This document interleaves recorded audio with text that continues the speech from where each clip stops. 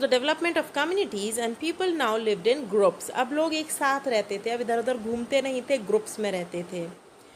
Living in groups also initiated the beginning of civilizations as these farming communities developed into cities which were central to the growth of a civilization। अब एक नई सभ्यता की शुरुआत हो गई थी। अब लोग साथ में रहते थे, उनका कल्चर एक साथ होता था, तो एक नई सभ्यता की शुरुआत हो चुकी थी।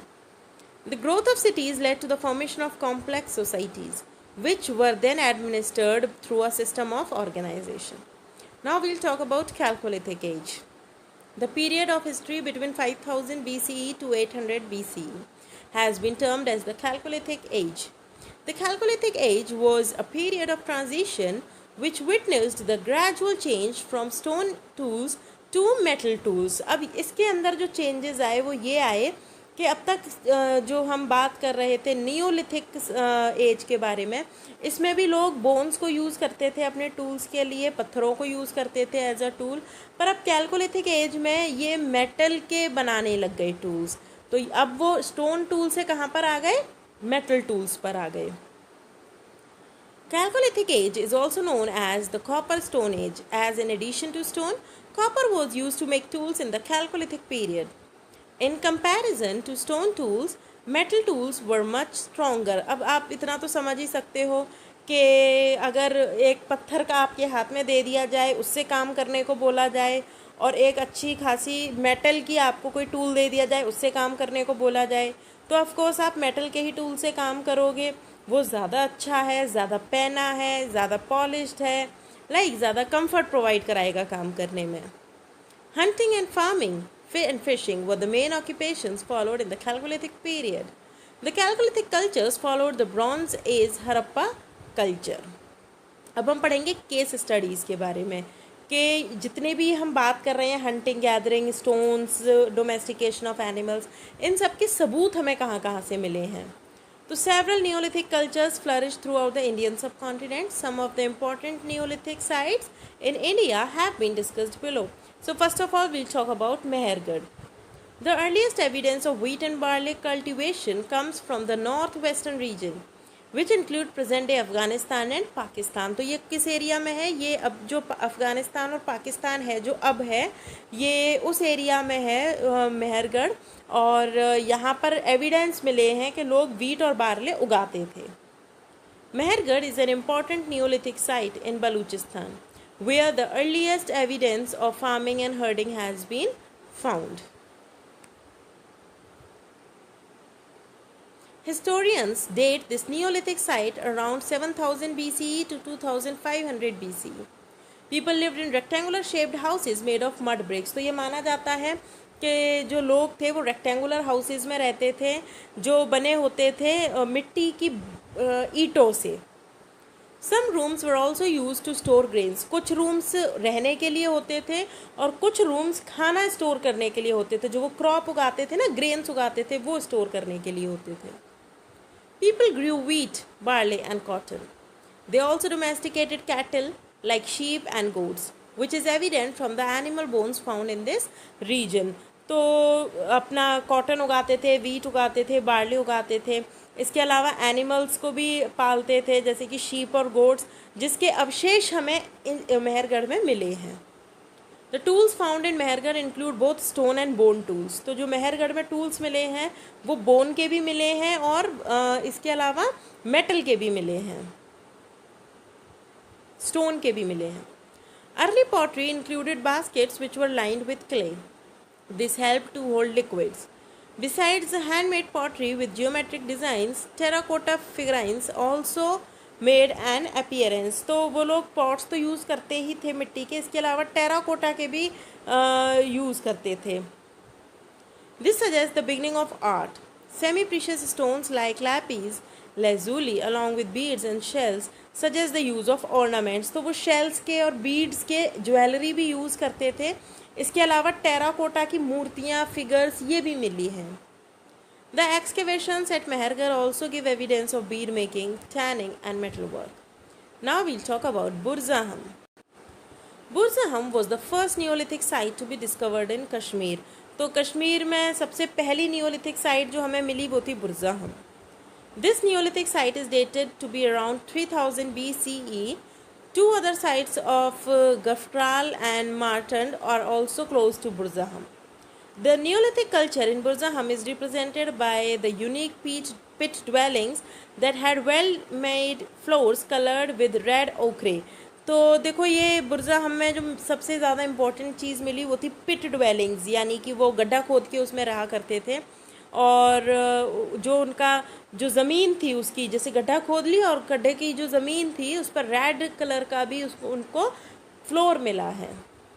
The pit dwellings were enclosures that were dug beneath the earth's surface and plastered with mud. तो देखो कितनी अक्ल थी कि पहले तो उसको खोदा, उसके बाद उन्होंने उसकी वॉल्स को प्लास्टर किया मड से. These dwellings were narrow on the top and wide at the base. It is believed they were used by the Neolithic people as shelters to protect them from cold weather and wild animals during the night. तो ये माना जाता है कि उन्होंने ये सब इसलिए किया क्योंकि उन्हें रात को एक तो जानवरों से बचकर रहना था, दूसरा खुद को सर्दी गर्मी से भी उसमें बचाना था. A large number of bone tools shaped in the form of needles, harpoons, stone axes and choppers have been found here. The types of people found at Burzaham suggest that the people during this period still practiced hunting and fishing along with the farming. कुछ सबूत ऐसे भी मिले हैं जिनसे पता चलता है कि लोग हंटिंग भी करते थे, फिशिंग भी करते थे, गैदरिंग भी करते थे और एग्रीकल्चर भी करते थे. The practice of burials was also common during this Neolithic phase. The Neolithic people buried the dead under their house floors or in graves that were placed nearby. तो लोग उनके भी मरते थे तो उनको गाड़ते थे वो लोग, कभी तो अपने घरों में गाड़ लेते थे, अपने हाउस के ही फ्लोर्स में गाड़ लेते थे या फिर उनको कब्र में गाड़ते थे. The remains shows that the Neolithic people smeared red ochre on the dead before burying them. A lot of items that were of daily use such as tools and pots were buried along with the dead. Some excavations of burial sites have revealed animal bones that suggest that sometimes animals were buried along with the dead. Animal bones found at burial sites include the bones of dogs, cattle, sheep and goats. तो वो लोग गाड़ते थे लोगों को और उनके अलावा वो उनके पॉट्स भी गाड़ देते थे, उनके संग ना उनके बर्तन भी गाड़ दिया करते थे. जैसे कोई मर गया तो उसकी लाश को गाड़ दिया, उसके अलावा उसके पॉट्स भी गाड़ दिए, उसके ऑर्नामेंट्स भी गाड़ दिए, इवन कुछ तो हड्डियां भी मिली हैं. तो ऐसा माना जाता है कि जो अगर कोई उनके सोसाइटी में उनकी कम्युनिटी में ख़त्म भी हो जाता था तो उसके संग वो जानवरों को भी गाड़ देते थे. तो कुछ जानवर हैं जैसे कि बोन्स जो हमें मिली हैं वो मिली हैं डॉग्स की, कैटल की, शीप की एंड गोट्स की. अब उत्तर प्रदेश जिसमें हम रहते हैं.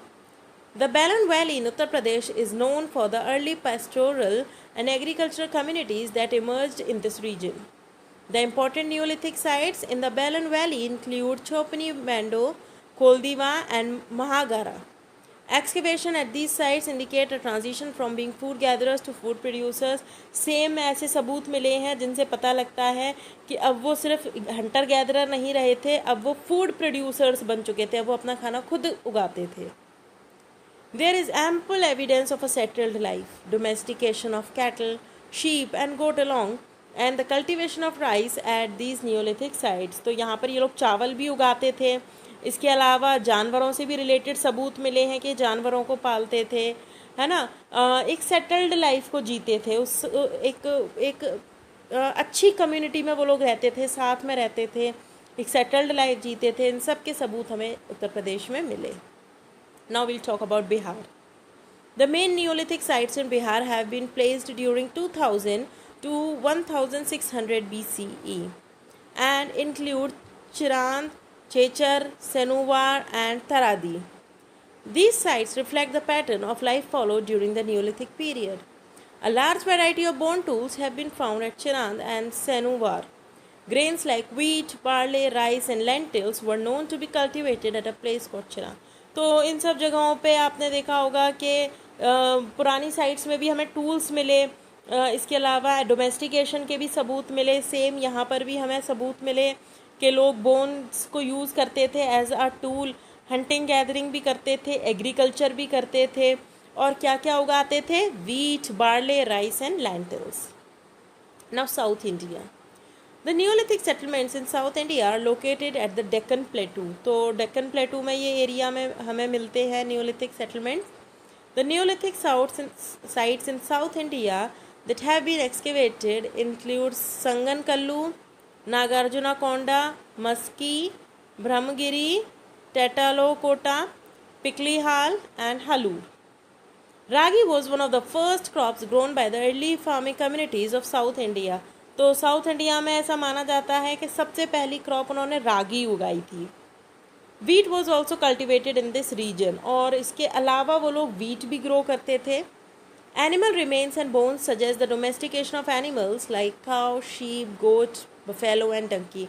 इसके अलावा बोन्स भी मिली हैं, कुछ एनिमल्स के भी अवशेष मिले हैं जिनसे हमें पता चलता है कि उस समय डोमेस्टिकेशन होता था। Sheep, cow, goat, buffalo, donkey. The Neolithic people of South India followed an agricultural and pastoral type of economy. The Neolithic culture of South India has been placed between 2600 and 1000 BCE. Now we'll talk about Daojali, Heding and Gawakabri. The Neolithic sites in the northern eastern part of India are spread across the hills of Assam and include North Kaikar, Garo hills and the Naga hills. तो यहाँ पर भी हमें कुछ neolithic sites मिली। The two important sites of this region include Daojali, Hading and गवाकैबरी and are set to be 2700 to 2300 years old. सोचो कितनी पुरानी हो सकती हैं, 2700-2300 साल पुरानी होती हैं ये। Daojali Hading excavations have led to finding polished stone tools, ceramics and potters and pastels. Some of the tools found here are made of wood. कुछ मेटल के भी मिले हैं, अच्छे स्टोन टूल्स भी मिले हैं जो पॉलिश्ड थे। इसके अलावा कुछ वुड के टूल्स भी मिले हैं। Along with these items, pots have also been found which were used to store food grains. इसके अलावा pots मिले हैं जिसमें वो अपने food grains को store रखते थे। This is indicative of the Neolithic people practicing agriculture. Land was clear for cultivation by burning forest area. वो लोग अपनी लैंड को तैयार करते थे, वो फॉरेस्ट जो जंगल होते थे उन्हें जला देते थे और अपने लिए ज़मीन ढूंढते थे एग्रीकल्चर के लिए। They also practised shifting agriculture. A remarkable discovery in this area is jadeite stone. Historians believe that the jadeite was not available locally and may have been procured from China. Three characteristics of the Neolithic culture that originated in northeast India and have been found to be more or less similar to the Neolithic cultures of Southeast and East Asia include the celt making tradition, cord impression pottery and the cultivation of rice. तो South India से काफ़ी कुछ मिलता जुलता culture था इनका। It is believed that the close proximity of South to Southeast and East Asia may have influenced the Neolithic period of this region. तो अब देखो लोगों ने कितनी प्रोग्रेस कर ली, लोगों के पास व्हील आ गए, वो एनिमल्स को डोमेस्टिकेट करने लगे, हंटर गैदरर नहीं रहे, अब वो फूड प्रोड्यूसर्स हो चुके थे। तो देखा कितनी जल्दी जल्दी चेंजेस आए और कितने ड्रास्टिक चेंजेस आए। ये टाइम हमें तो ऐसा लग रहा है कि बहुत जल्दी जल्दी आए, पर मुझे नहीं लगता ये इतनी जल्दी आए होंगे जितना जल्दी हम चैप्टर ख़त्म कर लेते हैं। ये बहुत साल लगे इतने चेंजेस आने में। तो इन चीज़ों से हमने बहुत सारी चीज़ें और भी सीखी। फॉरेस्ट थे, फॉरेस्ट ने हमें कितना कुछ दिया, एग्रीकल्चर हमारे लिए बेसिक है। तो इन चीज़ों पे आज भी काम होना चाहिए, फॉरेस्ट को बचाना चाहिए। इसके अलावा एग्रीकल्चर में डेवलपमेंट होना चाहिए। जितना अच्छा एग्रीकल्चर होगा उतनी ही ज़्यादा देश की अच्छी प्रगति होती है। तो अब आपको ये जो माइंड मैप है ये ड्रॉ करना है, ये की टर्म्स आपको अपनी नोटबुक में करनी है। In the next class, we will discuss all the question answers as well as the exercises of this chapter. In the next class, we'll also start with a new chapter. Till then, bye.